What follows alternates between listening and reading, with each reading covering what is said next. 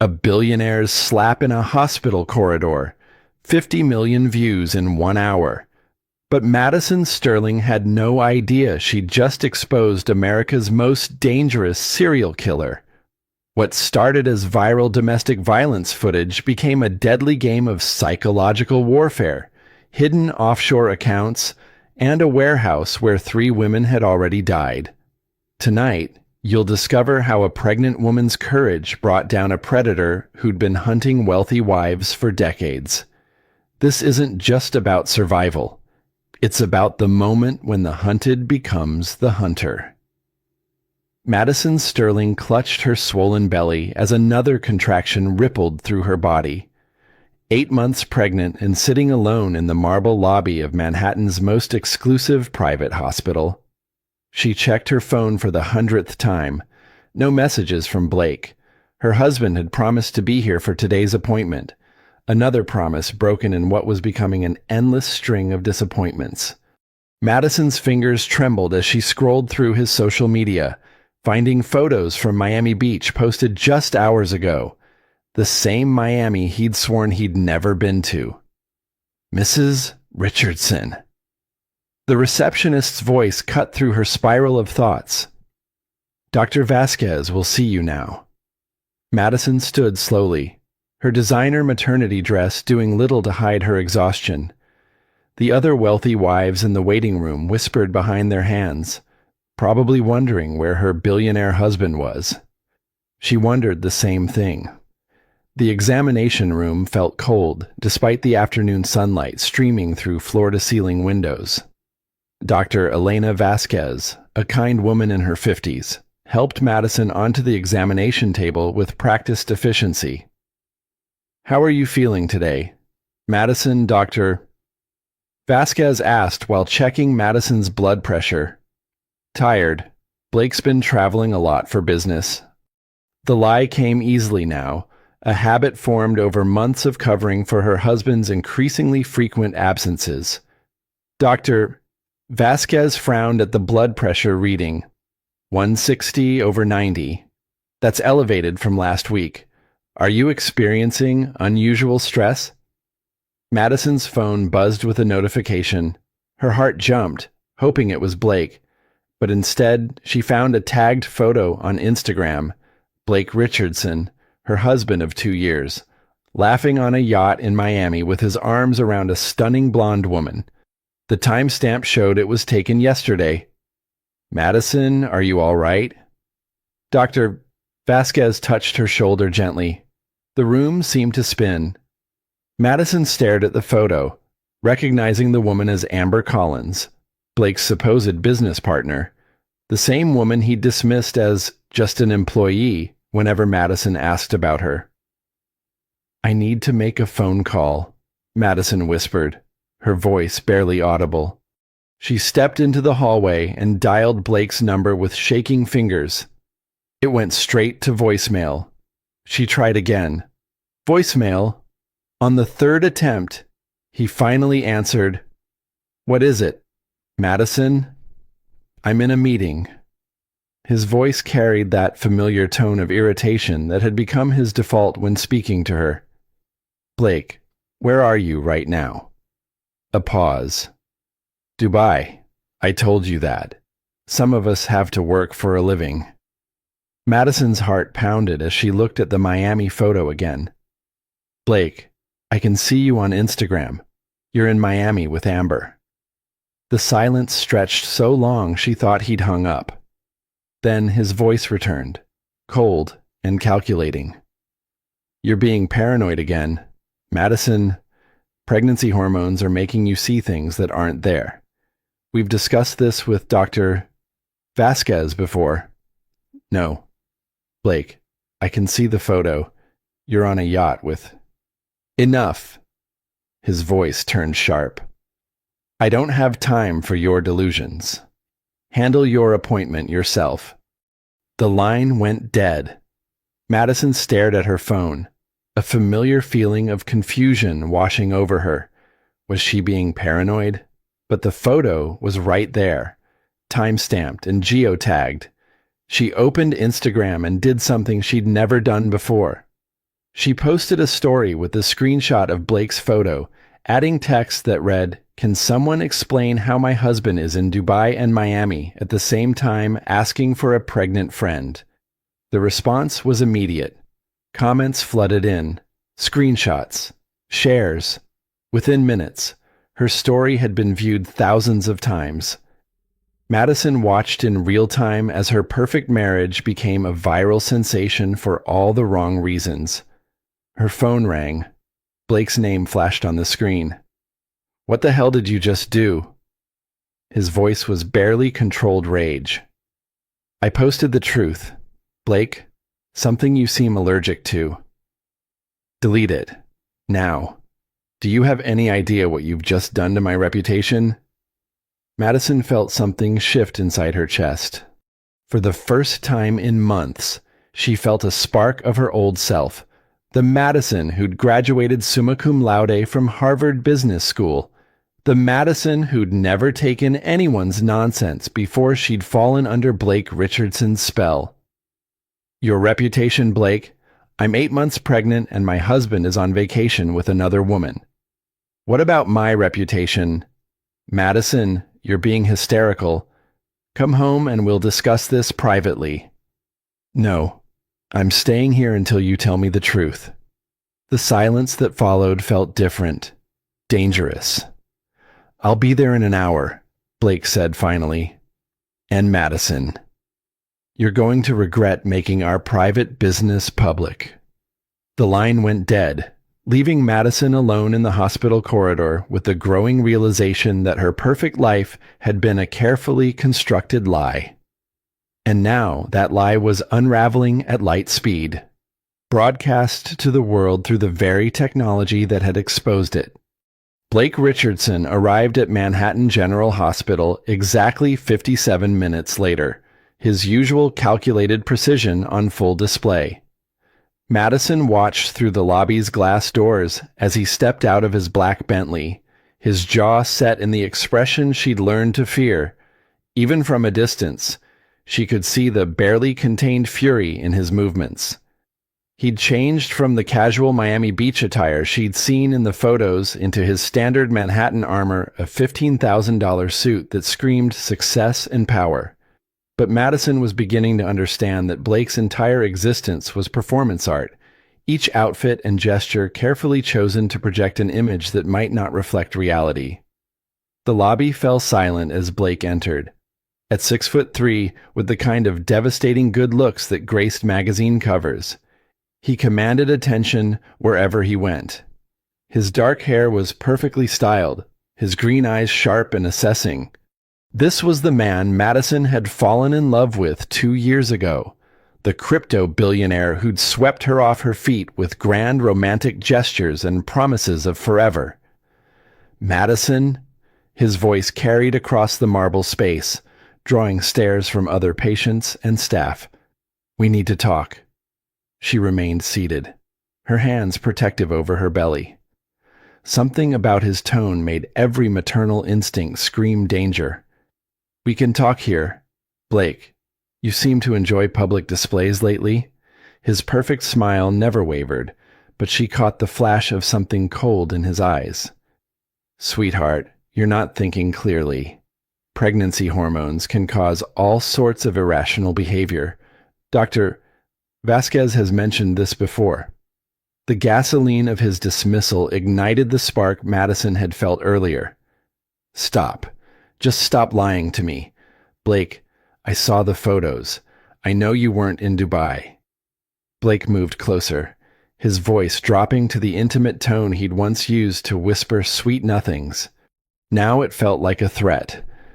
"You're embarrassing yourself, Madison. Think about who you're talking to." Dr. Vasquez appeared from the elevator, her expression concerned as she took in the tension radiating between them. "Mr. Richardson, I wasn't expecting you today." "Doctor." Blake's charm activated like a switch. "I apologize for the confusion. Madison's been experiencing some stress-related delusions. I think we need to discuss adjusting her medication." Madison felt the familiar psychological vertigo that came with Blake's gaslighting. He spoke with such authority, such concern, that for a moment she questioned her own memory of the Instagram photos. Madison hasn't mentioned any delusions to me, Dr. Vasquez said carefully. She seems quite lucid. Of course she does. Blake's laugh was perfectly calibrated to suggest fond exasperation with a difficult wife. She's very good at appearing normal when she wants to be. But the paranoid accusations, the social media outbursts. Surely you can see the concerning pattern. Madison's phone buzzed with notification after notification. Her Instagram story had exploded beyond her wildest imagination. Comments ranged from supportive to brutal, but the evidence was undeniable. Screenshots of Blake's location tags over the past week painted a clear picture of deception. Blake, Madison said quietly, her voice steady despite the chaos in her chest. I have a simple question. Where were you yesterday at 3 p.m.? Dubai, in meetings with potential investors.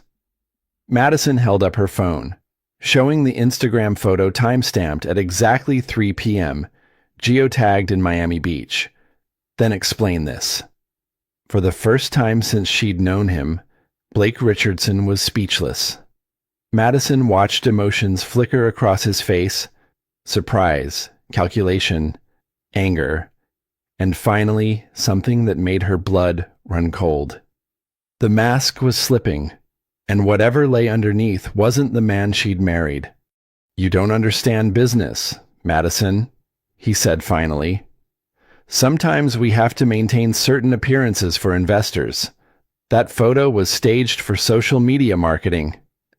The explanation was so absurd that Madison almost laughed.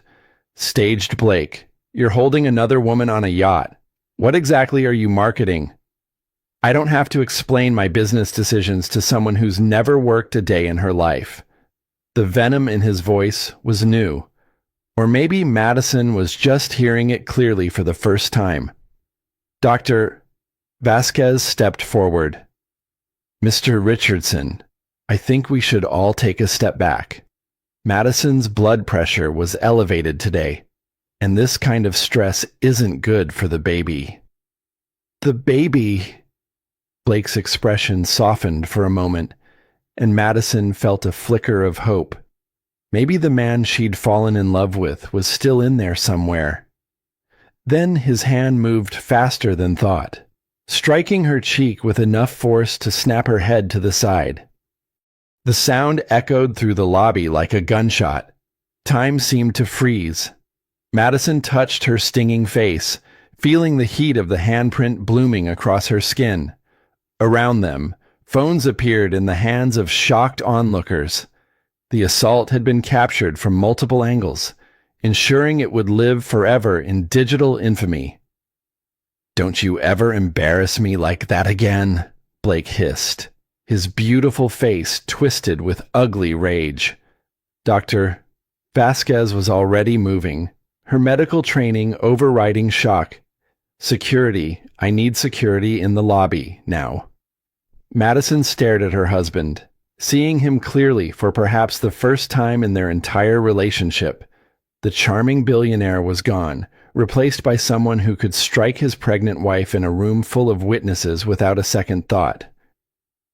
Blake, she whispered, what have you done? He straightened his tie with the same casual precision he used for everything else, as if assault was just another business transaction. I've reminded you of your place, Madison. You're my wife, my property, and you'll do as you're told. Security guards appeared, their presence shifting the power dynamic immediately. Blake's expression cycled through surprise, indignation, and finally cold calculation as he realized the magnitude of his mistake. There's been a misunderstanding, he announced to the crowd, his voice carrying the authority of wealth and influence. My wife is having pregnancy-related mental health issues. I was trying to calm her down. But the phones were already uploading. The hashtags were already trending. And Madison Sterling Richardson was about to become the most famous abused wife in America, whether she wanted to be or not. The perfect storm had arrived, and there was no shelter from what was coming next. Within 30 minutes of Blake's assault, Madison Sterling Richardson became the most talked about woman in America. The hashtag #CheerMadisonStrong trended globally as the hospital lobby footage spread across every social media platform. The image of a wealthy, powerful man striking his pregnant wife had touched a nerve that transcended all boundaries. Madison sat in Dr. Vasquez's office, pressing an ice pack to her swollen cheek while watching her life become public property in real time. Her phone buzzed relentlessly with notifications as her private nightmare transformed into global entertainment. "The footage is everywhere," Dr. Vasquez said gently, setting down her phone after fielding calls from hospital administrators. "Are you ready to call your father?" Madison's father, Robert Sterling, was the CEO of Sterling Technologies. She'd been estranged from him since marrying Blake, a distance that had grown as Blake systematically isolated her from family and friends. Now she realized that isolation hadn't been accidental. "He won't want to hear from me," Madison said weakly. "I chose Blake over his advice." "Madison, no parent wants to be right about their child being in danger." The call connected before the second ring. "Madison, sweetheart, are you safe?" Robert Sterling's voice carried relief and barely controlled fury. "Daddy!" The word came out broken, carrying 2 years of suppressed longing. "I think I made a terrible mistake." "Where are you right now?" "Manhattan, General. Blake hit me. Daddy. In front of everyone." The silence felt dangerous. When Robert spoke again, his voice carried the steel that had built a tech empire. "I'm sending a car. You're coming home. I can't just leave. Blake will. What hit you again, Madison? I've been watching his business dealings for months. There are things you need to know about your husband." Before Madison could ask what he meant, commotion erupted outside. Blake's voice demanding to see his wife, deploying his considerable charm on security staff. "He's here," Madison whispered into the phone, terror rising. "Stay where you are. Don't go anywhere with him. The car will be there in 10 minutes. Blake's voice grew louder, closer. Madison could hear him explaining that his mentally unstable wife needed his help and protection. Dr. Vasquez moved to the door, her hand on the lock. "You don't have to see him. I need to hear what he has to say. I need to understand what I married." When Blake entered, he looked like a man who'd realized the scope of his miscalculation. His perfect composure was cracked, revealing something desperate underneath. "Madison, baby, I'm so sorry." His voice carried apparent remorse, but Madison caught the calculation behind his eyes. "The stress of business, the pressure. I lost control. It'll never happen again." "What business?" Blake. Madison's question was quiet but sharp. "Because according to the internet, you don't actually have any legitimate operations. You have a crypto wallet and convincing social media." Blake's face cycled through expressions before landing on wounded innocence. "You're listening to internet conspiracy theories, Madison. You know me. Do I because the man I married wouldn't lie about where he was, wouldn't hit his pregnant wife, wouldn't have affairs with employees who may not even exist. Amber is real, and she's just business." "Stop." The word came out with surprising force. "Just stop lying to me. Blake, I know about the fake Dubai trip. I know about Miami. I know you've been transferring money out of our joint accounts." Blake's expression shifted to something Madison had never seen before. Cold, calculating, dangerous. "You've been checking our accounts. That's very concerning behavior. Combined with the paranoid delusions, The public outbursts, "I think we need professional help for you." The gaslighting was so smooth that Madison felt her reality wobble. Then her phone buzzed. "Car is outside. Come now. I'm leaving." Blake, "No, you're not." His voice carried absolute certainty. "You're my wife. You're carrying my child. You're not going anywhere." Dr. Vasquez stepped forward. "Mr. Richardson, your wife is free to leave whenever she chooses." Blake's laugh was genuinely amused. "Doctor, I think you misunderstood what happened. Madison had a stress-related episode. I was trying to calm her down. She struck her face on the wall during her confusion." The audacity took Madison's breath away. She stared at her husband, finally understanding she'd never known him at all. "There's video, Blake, from multiple angles. The whole world saw you hit me." Video can be deceiving, especially when viewed by people who want to see drama. Blake's smile was confident. "My lawyers are already working on damage control. By tomorrow, this will be yesterday's news." Madison felt something crystallize inside her chest, cold clarity she hadn't experienced in months. She was looking at a predator who'd been playing a long game, and she'd been the mark from the beginning. "Goodbye, Blake. Madison, if you walk out that door, you'll regret it." She turned back to look at him one last time, memorizing the face of the man who destroyed her trust in love. "Blake, you just hit your pregnant wife in front of 50 witnesses and threatened her on camera. I think you're the one who's going to have regrets." As Madison walked toward the elevator, Blake's voice rose behind her, his usual control tactics failing. For the first time in their marriage, Blake Richardson wasn't getting his way. And Madison was about to discover that when men like Blake don't get their way, they become very dangerous indeed. Madison's childhood bedroom felt like a museum of who she used to be. Harvard diplomas, business awards, photos with friends who'd gradually disappeared after Blake's subtle campaign to isolate her. She sat on her old bed, watching her life become a global phenomenon she never wanted. The assault video had been viewed over 50 million times. Or Madison Strong trended in 17 countries. Cable news panels dissected every frame. Madison Sterling Richardson had become a symbol, whether she wanted to be or not. "The media response has been overwhelmingly supportive," her father said, settling into the chair across from her. Robert Sterling looked older than his 55 years. "Your story is resonating worldwide." "It's not a story, Dad. It's my life falling apart in high definition." Robert's phone buzzed. He frowned at the screen. "Madison, we need to talk about Blake's finances. I've had investigators looking into his dealings." Before Madison could respond, her phone rang.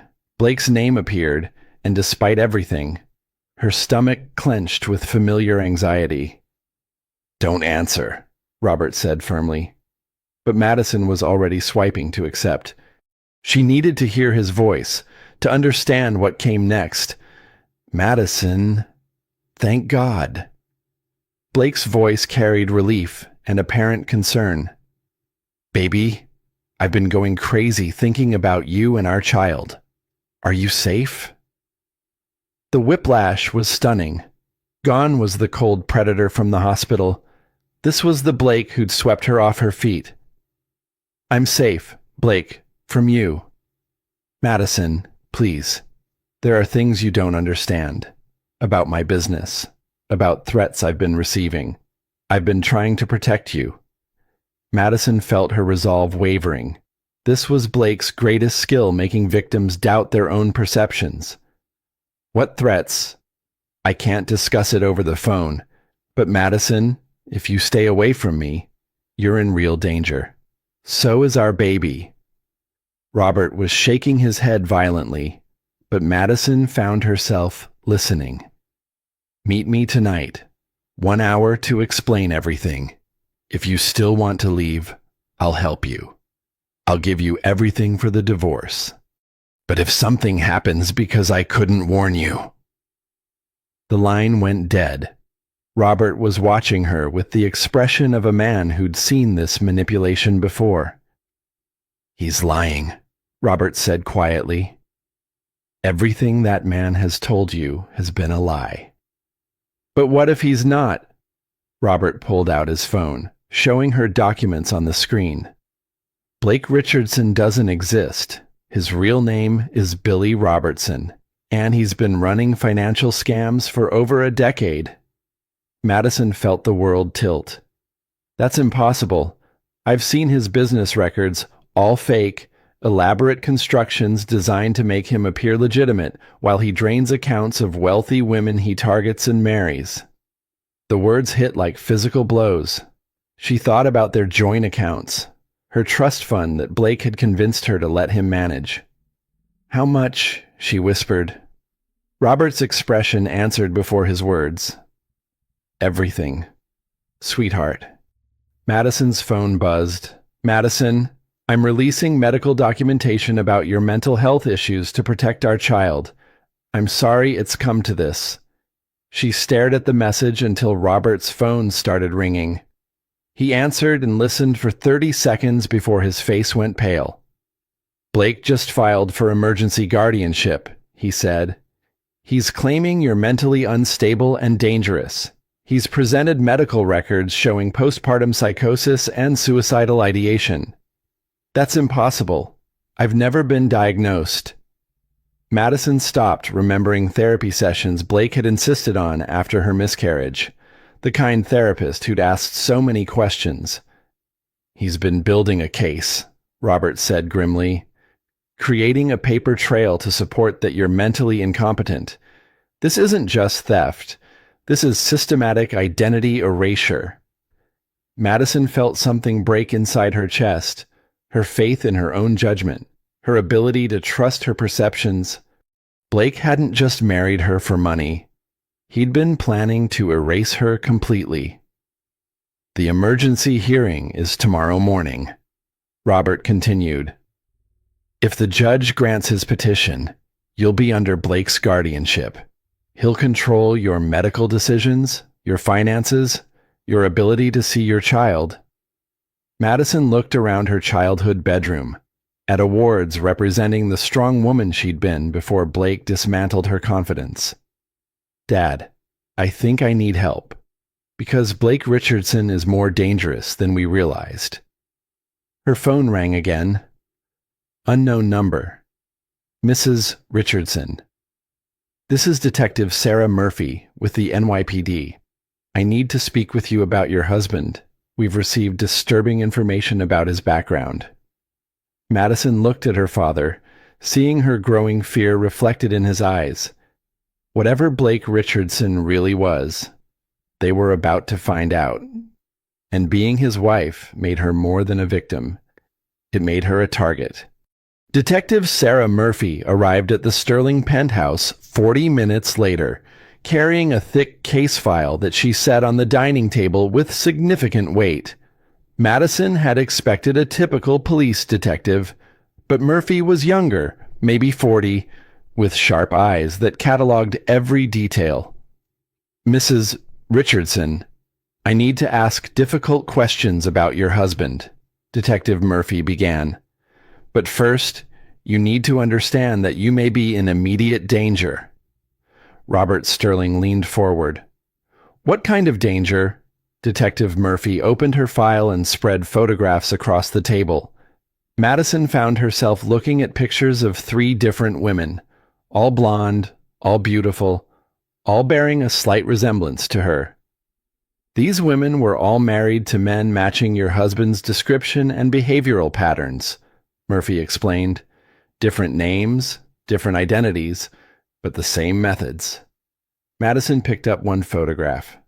"What happened to them?" Linda Martinez, married to Blake Morrison in 2018, died in apparent suicide after her husband gained financial control through mental health guardianship.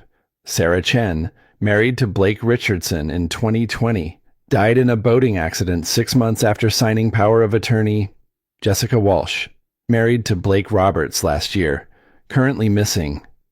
The room went silent except for Madison's increasingly rapid breathing.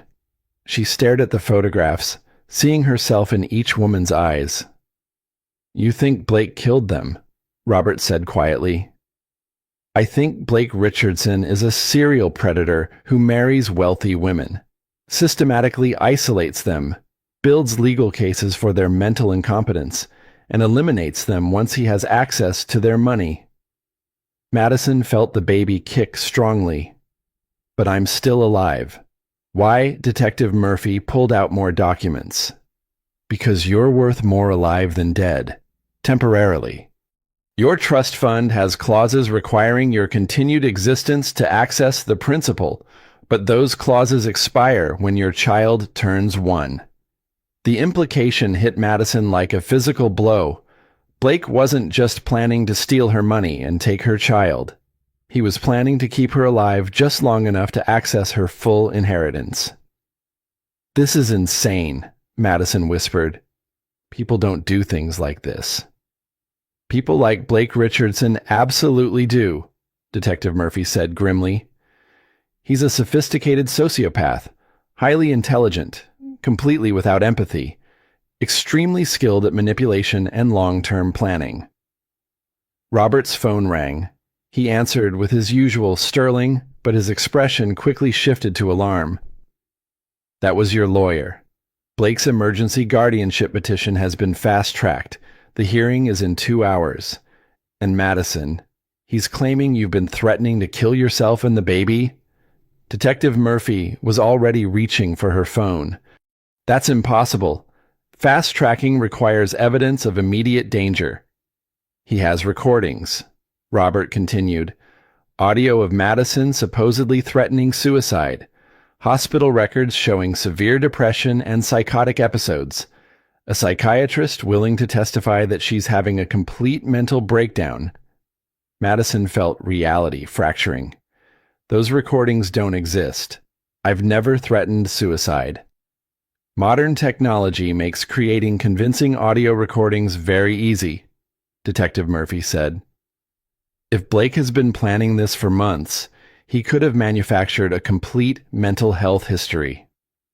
Madison stood abruptly, pacing to the window overlooking Central Park.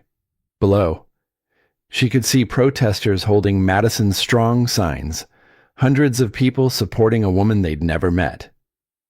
"They have no idea," Madison said quietly. "All those people supporting me. They think this is simple domestic violence. They don't know they're watching a serial killer's final act." Detective Murphy joined her at the window. "Mrs. Richardson, in the past 6 months, has Blake given you anything to drink or eat that made you feel strange afterward? Any unexplained confusion or memory loss?" Madison turned to stare at the detective. "Why would you ask that?" "Because if Blake has been drugging you periodically, he could have recorded you during altered states, made you say things you don't remember, created evidence of mental instability while you were chemically compromised. The question unlocked suppressed memories. The chamomile tea Blake insisted on making every night. Waking up disoriented with memory gaps. Notes in her handwriting she didn't remember making. "Oh God," Madison whispered. "He's been drugging me. For months." Robert's face went white. "Madison, if he has recordings of you under the influence, then he has everything he needs to convince a judge I'm dangerously unstable," Madison finished. "And once he has guardianship..." Detective Murphy was moving toward the door. "We need to get you out of here. Now. If Blake is as sophisticated as I think, he's not waiting for a court hearing."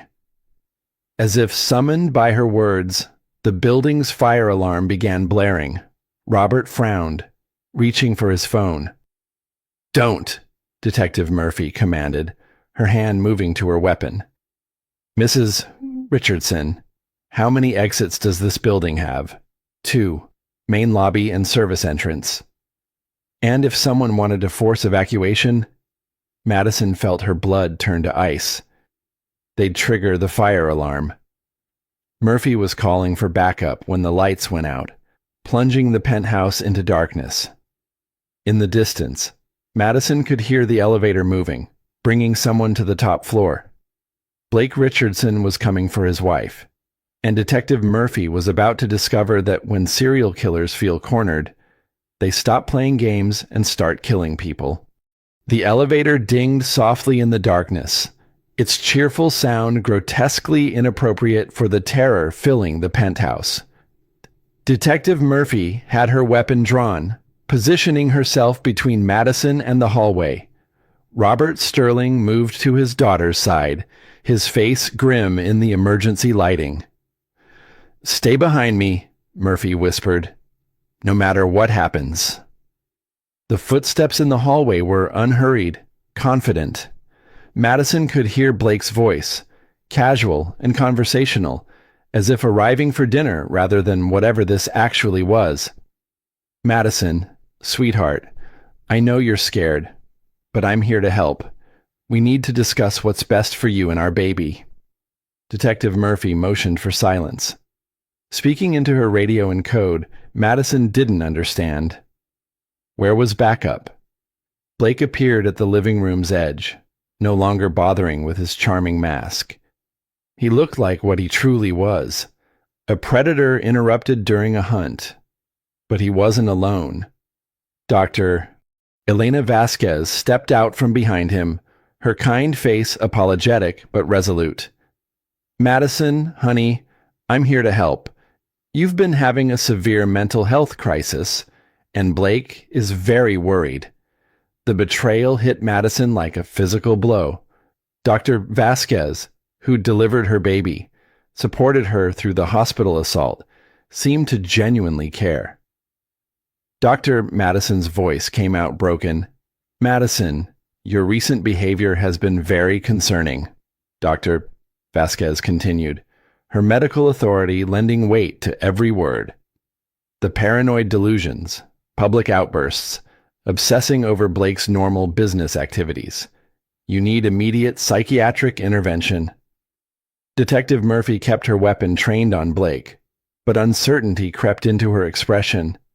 Dr. Vasquez was a respected physician, her word carrying significant credibility.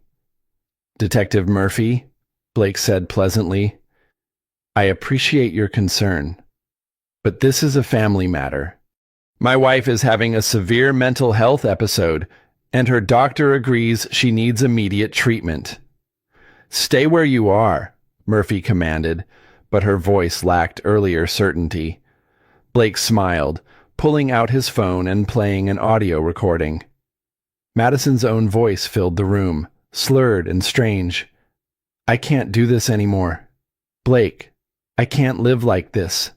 Maybe the baby and I would be better off dead."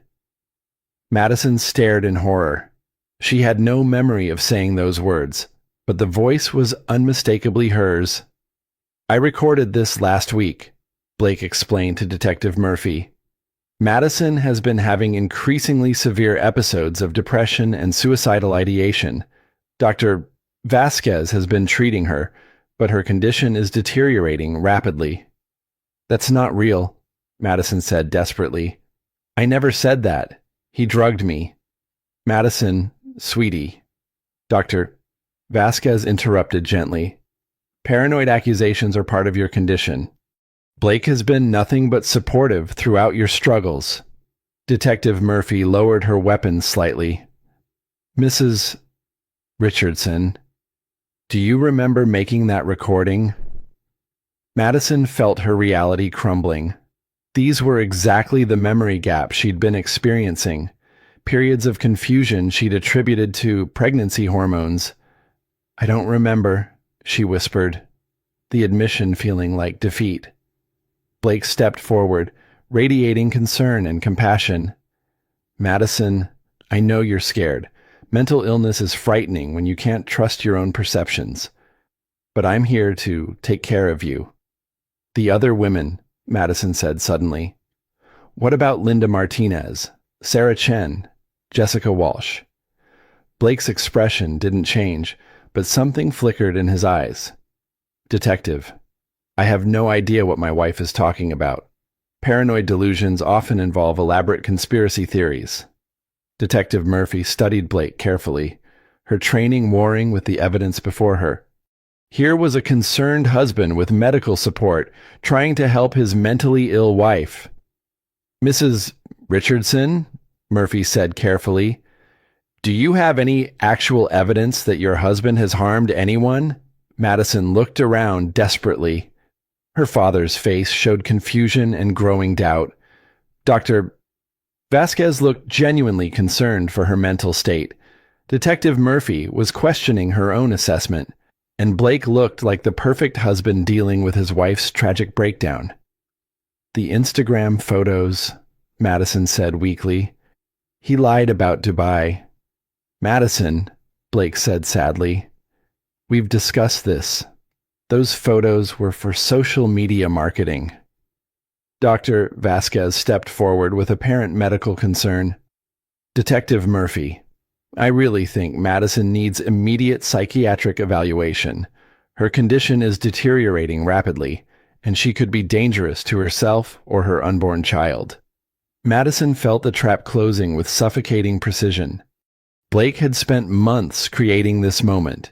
Every piece of evidence, every witness, every authority figure aligned to support his narrative. The emergency guardianship hearing, Robert Sterling said suddenly. Blake, if you're so concerned, why the rush for legal control?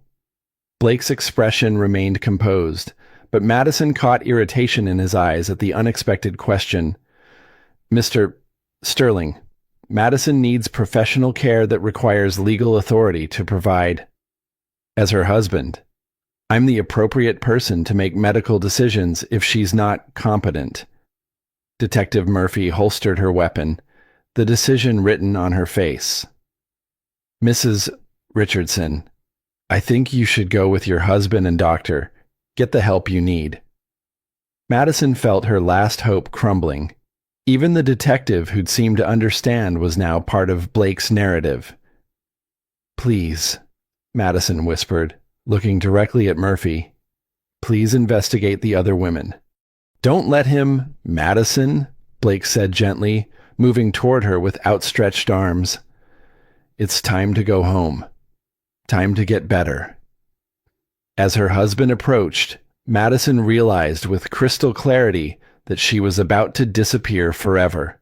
Not immediately, but gradually, systematically, until Blake Richardson had everything he wanted and Madison Sterling no longer existed. The perfect crime, executed with medical and legal authority, in full view of everyone who should have protected her, unless she could find a way to save herself in the next 60 seconds.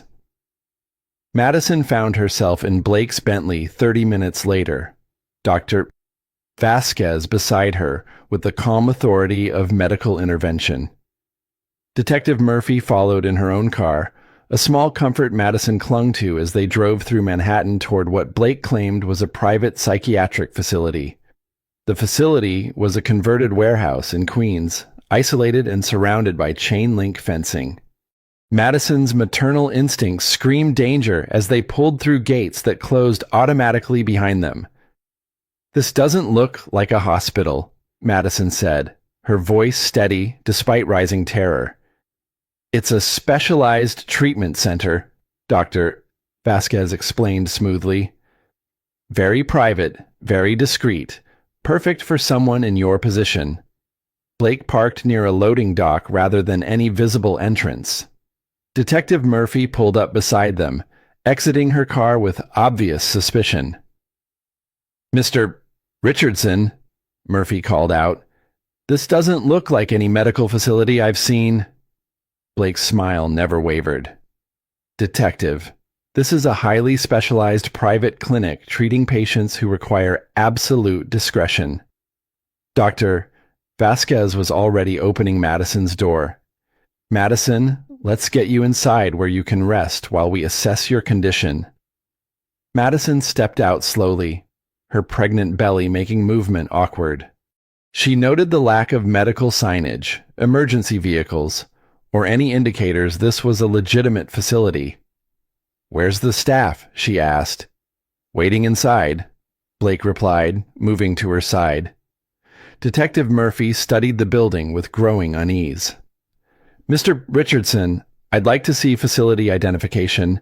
Verification this is licensed." Blake's expression flickered with annoyance before the concerned husband mask returned. "Of course, Detective. Once we're inside." As they approached what appeared to be a service entrance, Madison noticed fresh tire tracks and what looked like recent disturbance where something heavy had been dragged. The door opened before they reached it, revealing a man in scrubs who looked more like security than medical staff. His smile was professional, but his eyes were cold.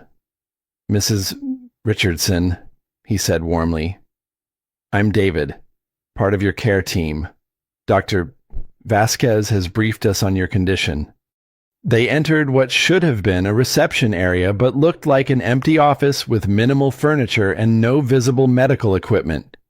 Madison's nursing background recognized immediately that nothing suggested legitimate medical care.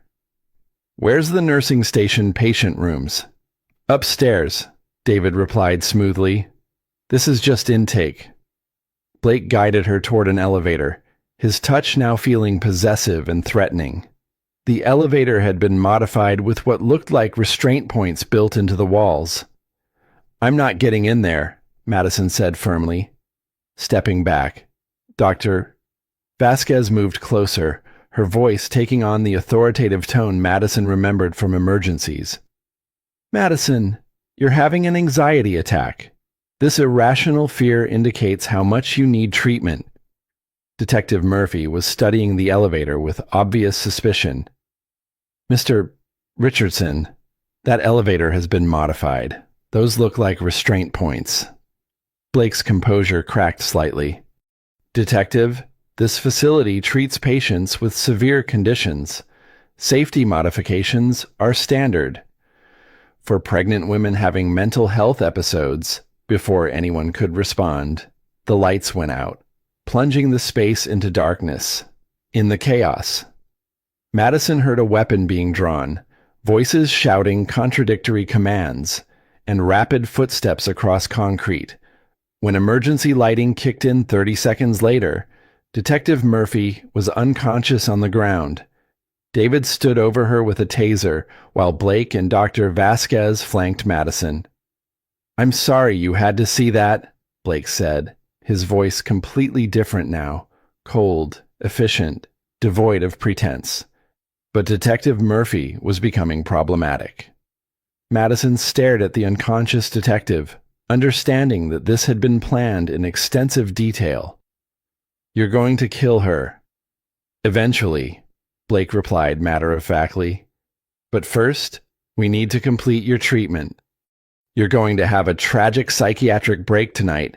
You're going to harm yourself and your baby in postpartum psychosis. Sad, but not uncommon." Dr. Vasquez was preparing a syringe with practiced efficiency. The beauty is that it's completely believable. Your social media breakdown, the public assault, paranoid accusations, it all supports a woman spiraling into dangerous mental illness. Madison looked around the empty space, understanding this wasn't a medical facility at all. It was a killing floor, designed for her murder and probably his previous wives. "How many women have you brought here?" Blake checked his watch with casual precision. "You'll be the fourth. Dr. Vasquez has been very helpful in establishing medical credibility for each case." "They trusted you too," Madison said, looking at Dr. Vasquez with horror and betrayal. "They all needed help, Madison, just like you do." Dr. Vasquez's voice carried genuine conviction, as if she truly believed she was providing medical care rather than participating in serial murder.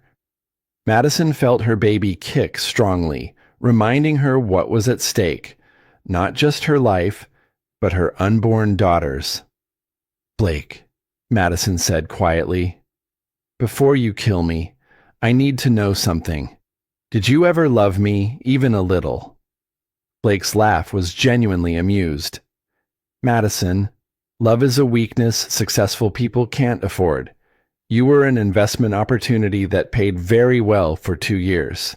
Nothing more. The casual cruelty triggered something deep in Madison's chest, not despair, but fury, pure, protective, maternal rage at the man who'd stolen 2 years of her life and was now planning to steal everything else. Madison Sterling Richardson was about to die in a warehouse in Queens, murdered by the man she'd trusted with her heart, unless she could find a way to survive the next hour. And Madison was discovering that when a woman has nothing left to lose, she becomes very dangerous indeed. Madison Sterling Richardson had spent 2 years learning to doubt her instincts, to second-guess her perceptions, to make herself smaller under Blake's manipulation. But facing her own murder and that of her unborn child stripped away every learned behavior and revealed the Harvard Business School graduate who'd once commanded boardrooms. Dr. Vasquez, Madison said calmly, before you inject me, I'm curious about your medical license.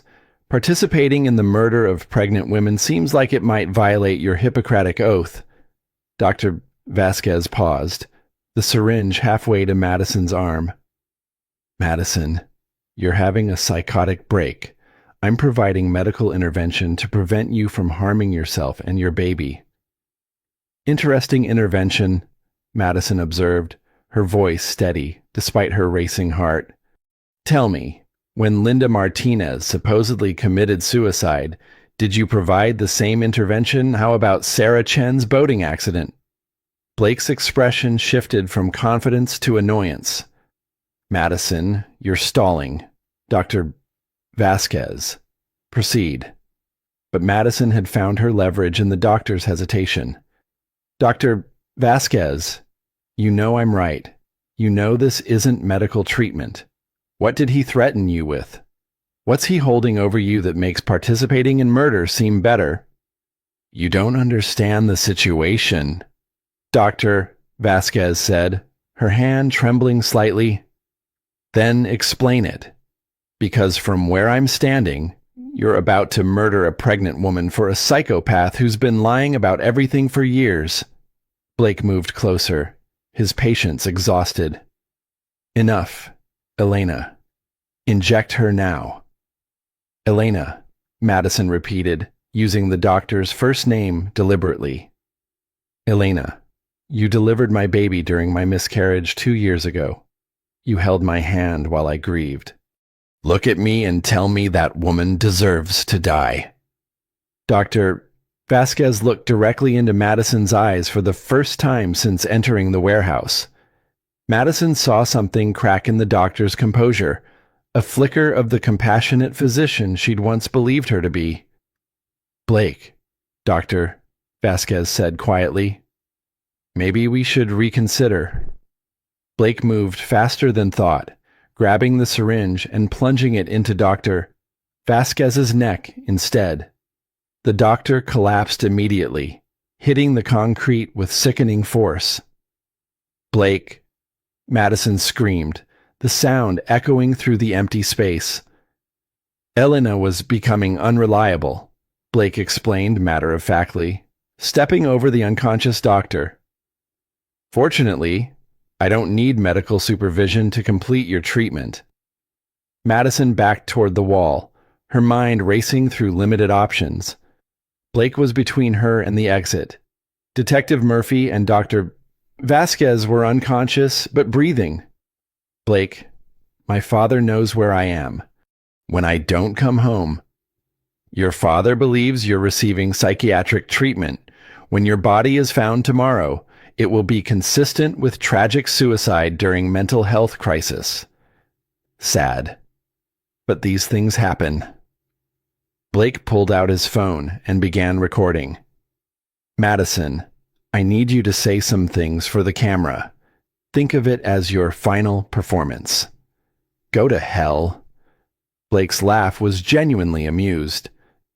Madison, you're going to say exactly what I tell you, because if you don't, I'm going to inject Detective Murphy with enough drugs to stop her heart. Then Dr. Vasquez, your cooperation can save their lives. Madison looked at the two unconscious women, understanding that Blake had just given her the only leverage she had. What do you want me to say? Confess to having an affair. Express guilt about betraying our marriage. Talk about how the pressure of being caught has driven you to thoughts of suicide. But I never had an affair. The beauty of video confession is that it doesn't matter what actually happened. It only matters what people believe happened. Madison stared at her husband, finally understanding the full scope of his manipulation. He wasn't just killing her, he was destroying her reputation posthumously. Start recording, Madison said quietly. Blake smiled and held up his phone. Whenever you're ready, sweetheart. Madison looked directly into the camera, her voice steady and clear. My name is Madison Sterling Richardson. If you're watching this video, I'm probably dead. The man recording this is Blake Richardson, and he's a serial killer who marries wealthy women, systematically drains their finances, and then murders them. Blake's expression shifted from confidence to rage in a split second. Stop recording, he commanded, but Madison continued. Blake Richardson killed Linda Martinez in 2018. He killed Sarah Chen in 2020. Jessica Walsh is probably dead too. He's been planning my murder for months, creating fake medical records and building a case for my mental incompetence. Blake lunged forward to stop the recording, but Madison had anticipated his movement. She threw herself sideways, her pregnant belly making the maneuver awkward but effective enough to avoid his grasp. The phone clattered across the concrete floor, still recording as Madison and Blake struggled. Despite her pregnancy, Madison fought with the desperation of a woman protecting her child. She clawed at Blake's face, drawing blood, and managed to knee him hard enough to double him over. Help! Madison screamed as loudly as she could. Someone help me! Blake recovered quickly, his superior strength overwhelming Madison's determination. He pinned her against the wall, his hands around her throat, his face twisted with rage. You stupid bitch, he hissed. You've ruined everything. Madison felt consciousness fading as Blake's grip tightened. Her last coherent thought was that her baby would die with her. Another victim of a monster who saw women as financial opportunities. Then the warehouse doors exploded inward, and Madison heard the most beautiful sound in the world, her father's voice shouting her name, followed by what sounded like an army of law enforcement officers flooding into the space. Blake's hands released her throat as he spun toward the commotion, his face cycling through surprise, calculation, and finally desperate fury as he realized his perfect crime had become a very public failure. Madison slumped against the wall, gasping for air and feeling her baby kick strongly in response to her elevated heart rate. She was alive. Her daughter was alive. And Blake Richardson's reign of terror was finally over. The warehouse transformed into a crime scene within minutes as FBI agents, NYPD officers, and paramedics swarmed the space. Madison found herself sitting on a gurney while an EMT checked her vital signs and monitored the baby's heartbeat, the steady rhythm providing reassurance that her daughter had survived the night's trauma. Robert Sterling stood beside the gurney, his face pale with the aftermath of fear and fury. Madison, how did you know to confess on camera like that? Business school, Madison replied weakly, managing a small smile. Crisis Management 101. If you can't control the narrative, disrupt it completely. Across the warehouse, Madison could see Blake Richardson in handcuffs, his perfect composure finally and completely shattered. He was screaming about his rights, about false accusations, about the elaborate conspiracy against him. The charming billionaire mask had been permanently destroyed, revealing the predator underneath. Detective Murphy approached the gurney, a bandage on her head but otherwise alert. "Mrs. Richardson, I owe you an apology." Blake's manipulation was so sophisticated that even law enforcement training couldn't penetrate it initially. "How did you find us?" Madison asked. "Your father never trusted the psychiatric facility story." Murphy explained. "When we couldn't verify the facility's license or accreditation, he insisted on conducting surveillance. The FBI had already been investigating Blake under his various identities." Robert squeezed Madison's hand gently. "When Detective Murphy didn't check in at the scheduled time, we knew something had gone wrong. The tactical team was already in position." Madison watched as FBI agents photographed Blake's phone, which had continued recording throughout the struggle. Her unplanned confession video had captured not just Blake's identity as a serial killer, but the attempted murder itself. "The video evidence is comprehensive," Detective Murphy continued. "Blake's confession, the attempted murder, everything. Combined with the evidence we've gathered about his previous victims, he'll never see freedom again." Dr. Vasquez was being loaded onto a separate gurney, conscious but groggy from whatever Blake had injected her with. She looked at Madison with an expression of profound shame and confusion. "Doctor," Madison called out as the gurney passed, "what did he have on you?" "Doctor." Vasquez stopped the paramedics with a weak gesture. "My daughter," she whispered. "Blake said he would kill my daughter if I didn't help him. I thought I was protecting her." Madison felt a stab of understanding for the doctor's impossible position. Blake's manipulation extended far beyond his wives. He'd created a network of complicit victims who believed they had no choice but to participate in his crimes. "Where is your daughter now?" "Safe," Detective Murphy interjected. "We found her this afternoon. She was never actually in danger. But Blake had convinced Dr. Vasquez otherwise through elaborate fake evidence." As the paramedics prepared to transport Madison to a real hospital for observation, FBI agent Jennifer Walsh approached the gurney. Madison recognized the name immediately from Detective Murphy's files. "Agent Walsh, are you related to Jessica Walsh?" The agent's expression was grim but satisfied. "Jessica was my sister. We've been tracking Blake Richardson for 8 months, trying to build a case strong enough to ensure he could never hurt another woman.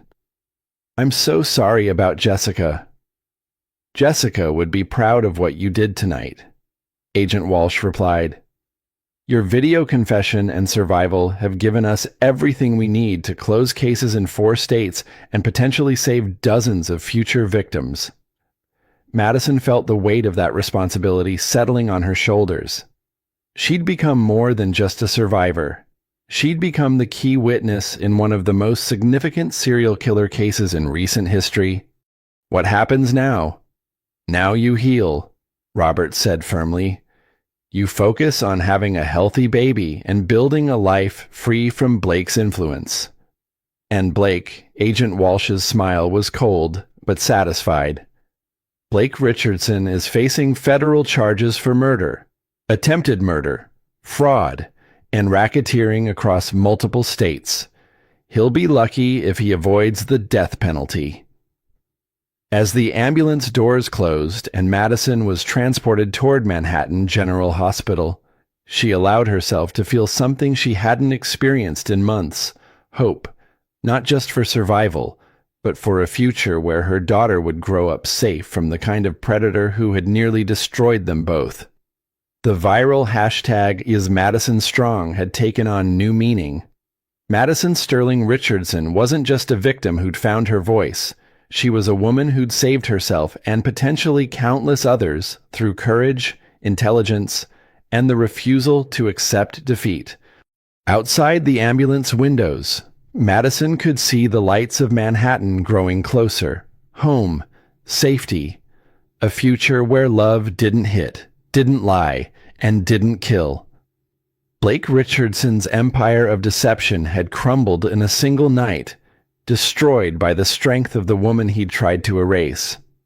The billionaire who'd slapped his pregnant wife in a hospital had indeed been destroyed, not by her CEO father, but by Madison herself, who discovered that sometimes the strongest women are those who refuse to stay victims. 3 months after the warehouse confrontation, Madison Sterling sat in her new apartment's nursery, holding 3-week-old Emma Margaret Richardson Sterling. The baby was healthy, beautiful, and completely unaware of the dramatic circumstances that had preceded her birth. The apartment was smaller than the penthouse she'd shared with Blake, but it felt infinitely larger because it was filled with genuine safety rather than performed luxury. Sunlight streamed through windows onto furniture that belonged to her, in a space where she could breathe freely. Madison's phone buzzed with notifications she'd learned to ignore.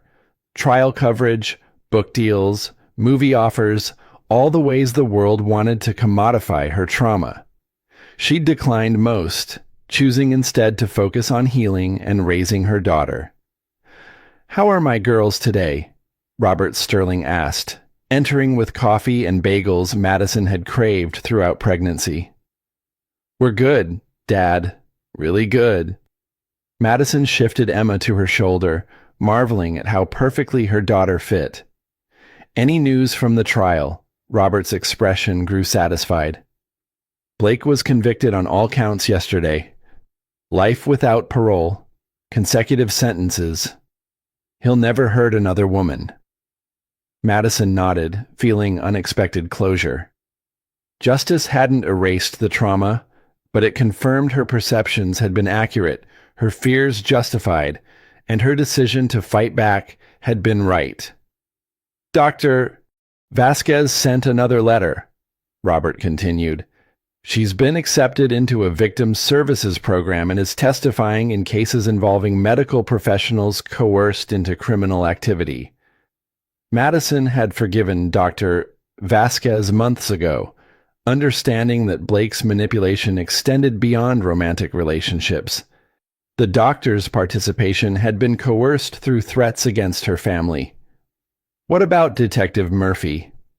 Promoted to head the new domestic violence task force, your case has become a training example for recognizing sophisticated psychological manipulation in law enforcement." Madison smiled, glad something positive had emerged. The viral nature of her story had sparked conversations about financial abuse, psychological manipulation, and how wealthy predators could exploit legal and medical systems. Emma stirred, making soft sounds that filled Madison with wonder. This tiny person had survived everything Blake had put them through, arriving healthy despite the trauma. "Have you decided about the foundation?" Robert asked gently. Madison had been offered the opportunity to head a new organization focused on helping women escape financial abuse. The Madison Sterling Foundation would provide legal aid, financial planning, and psychological support. "I think so," Madison replied, looking at Emma's peaceful face. "But not for a few months. I want to be present for her first months, to give her the stability I didn't have during pregnancy. Your mother would be proud of both decisions." Madison felt the familiar pang of loss for her mother, who died before Emma's birth but whose wisdom had guided Madison through the darkest moments. The nursery contained several photos of Margaret Sterling, ensuring Emma would know about the grandmother who'd believed in strong women changing the world. A knock interrupted their conversation. Robert answered, returning with a nervous young woman in her 20s. "Mrs. Richardson Sterling." "My name is Amanda Peterson. I saw your story on the news, and I think my husband might be like Blake." Madison's heart clenched with recognition and purpose. This was why she'd survived, why she'd fought back, why she'd refused to let Blake's narrative define her story, not just for herself and Emma, but for all the women still trapped in situations they didn't recognize as dangerous.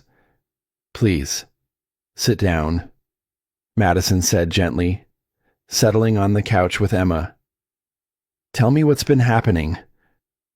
As Amanda described a pattern Madison recognized immediately: isolation, financial control, gradual erosion of confidence disguised as love. Madison felt the familiar surge of protective anger that had fueled her survival. Emma gurgled softly, as if sensing the moment's importance. This baby would grow up in a world where her mother had spoken truth to power, where love was defined by respect and safety rather than control and manipulation. "Amanda," Madison said when the young woman finished, "you're not crazy, you're not paranoid, and you're not alone. What you're describing is abuse, and there are people who can help." Robert was already reaching for his phone, preparing to connect Amanda with the resource network Madison had helped develop.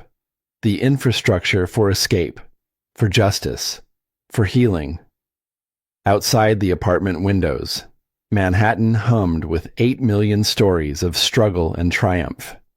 In one small apartment overlooking Central Park, a mother and daughter were writing a new chapter, one defined by survival, strength, and the choice to help others find their way home.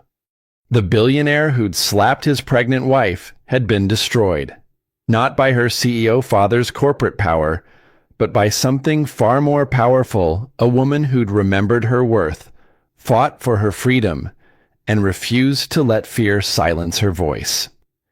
Madison Sterling had learned that love doesn't hit, doesn't steal, doesn't lie, and doesn't diminish. And she was going to spend the rest of her life making sure other women learned that truth too, before it was too late. Emma Margaret Richardson Sterling fell asleep in her mother's arms, safe in the knowledge that she was loved without conditions, protected without control, and destined to grow up in a world where her mother had made it safer for women to trust their own hearts. The perfect storm had passed, leaving behind clear skies and the promise of better days ahead. Madison's strength saved not just her own life, but countless future victims. Her story proves that sometimes the most powerful weapon against evil is simply refusing to stay silent. If this story moved you, hit that like button to support survivors everywhere. Share this with someone who needs to hear Madison's message of hope. And subscribe for more incredible true stories of courage that will restore your faith in the human spirit. Your engagement helps these stories reach the people who need them most. Thank you for listening. And remember, you're stronger than you know.